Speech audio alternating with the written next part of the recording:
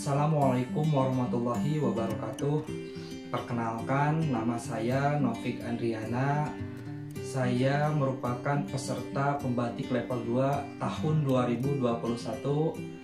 Saya merupakan guru mata pelajaran sosiologi dari Satuan Pendidikan SMA Negeri 10 Garut, Dinas Pendidikan Provinsi Jawa Barat. Sahabat rumah belajar, hari ini kita akan belajar sosiologi kelas 10, materi tentang penyimpangan sosial. Tujuan pembelajaran dari materi penyimpangan sosial ini diharapkan peserta didik dapat memahami tentang teori perilaku penyimpangan sosial.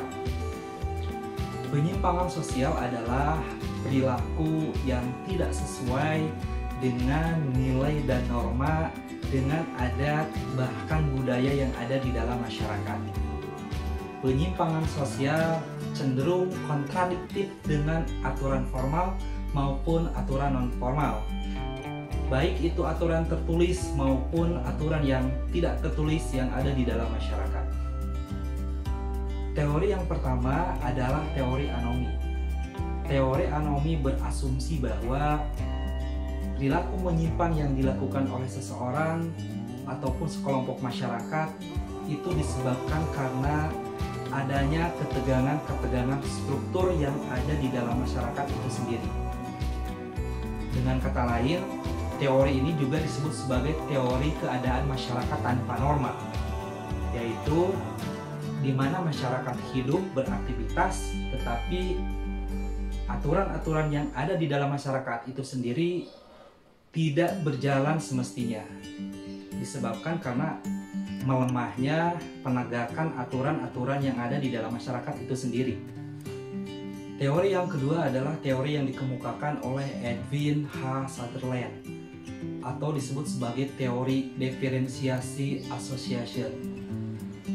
Teori ini berasumsi bahwa penyimpangan yang dilakukan oleh individu maupun sekelompok masyarakat itu disebabkan karena adanya penyesuaian dengan lingkungan baru.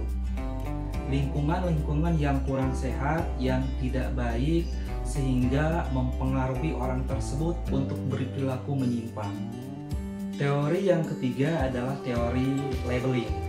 Menurut teori labeling, penyimpangan yang dilakukan oleh seseorang ataupun sekelompok masyarakat itu disebabkan karena pemberian julukan, pemberian cap negatif terhadap orang tersebut, sehingga lama-kelamaan orang itu akan merasa terbiasa dengan pemberian julukan negatif tersebut sehingga dia cenderung berperilaku menyimpang. Yang keempat adalah teori fungsi yang dikemukakan oleh Emil Durkheim. Menurut Emil Durkheim, bahwa penyimpangan sosial yang dilakukan oleh individu atau sekelompok masyarakat itu disebabkan karena adanya fungsi-fungsi tertentu yang tidak berjalan di dalam masyarakat. Katakanlah misalkan lembaga sosial, lembaga agama, lembaga pendidikan, lembaga kesehatan, lembaga keluarga misalkan. Nah, lembaga-lembaga itu tidak berjalan dengan baik sehingga menyebabkan seseorang mudah untuk berperilaku menyimpang. Seperti halnya misalkan lembaga keluarga yang tidak menjalankan fungsi-fungsi keluarga, seperti halnya misalkan fungsi edukasi, fungsi religi, atau bahkan fungsi sosialisasi, sehingga anak berkembang, tumbuh berkembang tidak secara sempurna karena ada fungsi-fungsi tadi yang tidak fungsional. Teori penyimpangan sosial yang kelima adalah teori yang dikemukakan oleh Robert King Merton, disebut sebagai teori adaptasi. Menurut Robert King Merton, penyimpangan sosial yang dilakukan oleh seseorang atau sekelompok masyarakat itu disebabkan karena seseorang itu sedang mempelajari adaptasi sosial di dalam masyarakat itu sendiri. Wajar seseorang berperilaku menyimpang karena di dalam masyarakat membutuhkan penyesuaian oleh orang itu sendiri. Ada beberapa bentuk penyimpangan atau ada beberapa bentuk adaptasi yang dilakukan oleh seseorang di dalam masyarakat. Yang pertama, konformitas. Yang kedua ritualisme, yang ketiga inovasi, yang keempat pengasingan diri, dan yang kelima pemberontakan atau rebellion. Sahabat Rumah Belajar, sekian pertemuan dan materi hari ini.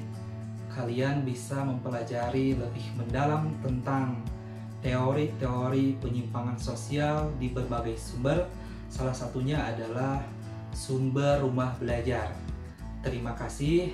Assalamualaikum warahmatullahi wabarakatuh.